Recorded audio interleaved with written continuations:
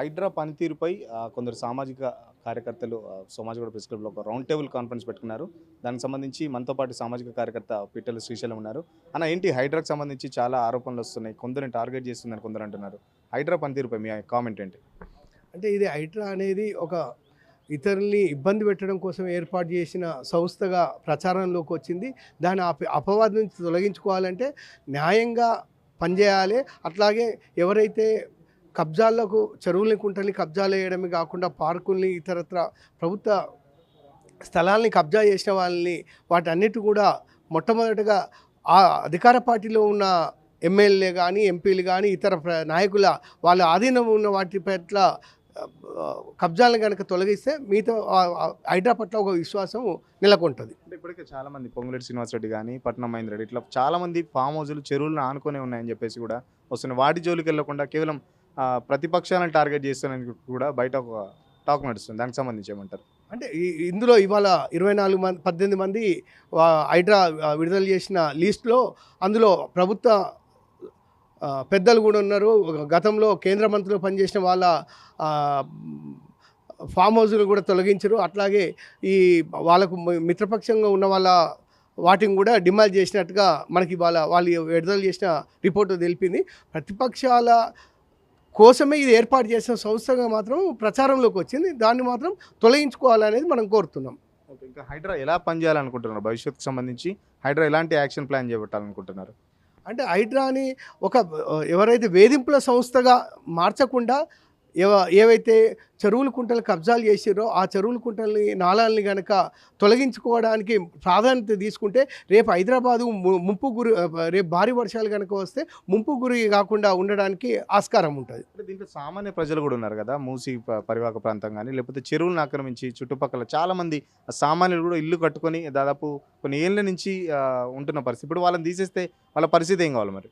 అంటే మేము మాత్రం సామాన్యులని తీయాలని కోరట్లేము. అట్లా ఏవైతే బడా సంస్థలు తర్వాత వ్యక్తులు వాళ్ళు ఎవరైతే నిర్మాణాలు అందులో చేసిరో వాటిని మొదటగా తొలగించాలని చెప్పి డిమాండ్ చేస్తున్నాము.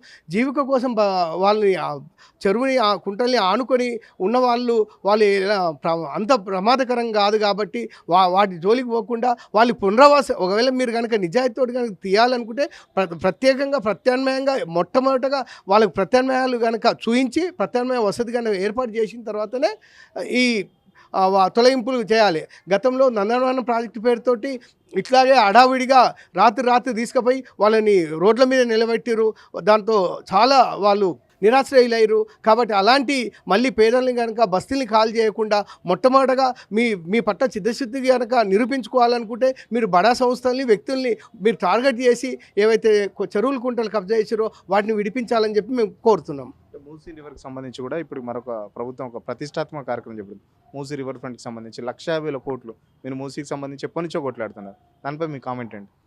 అయితే ఈ 1,50,000 కోట్లని వాళ్ళు బ్యూటిఫికేషన్ కోసము గత ప్రభుత్వాలు కూడా ఇట్లాగే చేసింది, ఈ ప్రభుత్వం కూడా చేసింది. మేము వాజ్పేయి ప్రభుత్వం నుంచి ఇప్పటి వరకు చెప్తున్న ఏంటంటే మూసీని సుందరీకరణ పేరుతోటి ప్రాజెక్టుల పేర్లు మారుతున్నాయి తప్ప మూసీని మాత్రం శుద్ధి చేయాలి. మొట్టమొదటగా మూసీ ప్రక్షాళన అన్నారు, తర్వాత ఇంకోటి మూసీ సుందరీకరణ అన్నారు, ఇంకో ప్రాజెక్టు మూసీ బ్యూటిఫికేషన్ అన్నారు, తర్వాత సేవ్ మూసీ అన్నారు. ఇట్లా పేర్లు మారుతున్నాయి తప్ప ఎక్కడ కూడా మూసీని శుద్ధి చేసిన దాఖలాలు మాత్రం లేవు. మనం శుద్ధి చేయాలి. మొట్టమొదటిగా మనం డిమాండ్ చేస్తుంది ఏంటంటే ఈ ఏవైతే మురుగునీరు వస్తుందో ఆ మురుగునీరు పైన వాళ్ళు కేంద్రీకరిస్తారు. మేము డిమాండ్ చేసేది మురుగునీరు కాదు, వాటిలో కలుస్తున్న గాఢంగా ఉన్న రసాయనాలు తర్వాత ఎఫ్లెంట్స్ ఏవైతే మన ఈ ఫార్మా ఇండస్ట్రీస్ నుంచి కానీ బల్క్ డ్రగ్ ఇండస్ట్రీ నుంచి వస్తున్న వ్యర్థ రసాయనాన్ని శుద్ధి చేయాలని చెప్పి మేము డిమాండ్ చేస్తున్నాం.